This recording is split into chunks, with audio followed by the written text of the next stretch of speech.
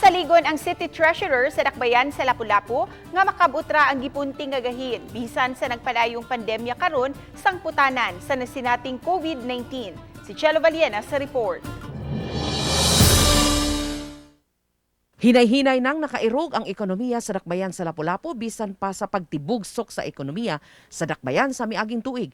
Matod ni Felicitas Baguio, OIC City Treasurer sa Dakbayan sa Lapu-Lapu, nga turismo ang gabuhi sa ekonomiya sa Dakbayan.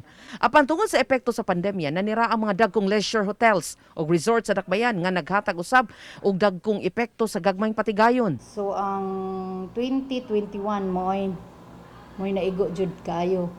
Kay ang income sa 2020 mo naman ay basis sa 2021.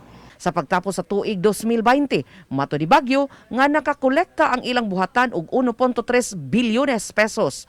Iyang giduga nga susamara ang gidak-on sa kantidad nga ilang gitarget nga makakolekta sa pagtapos ning tuiga.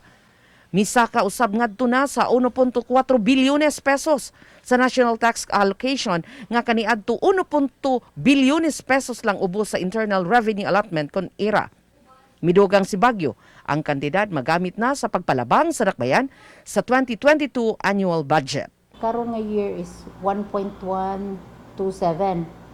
Ang IRA day na. Ang local source day na to is 1.3.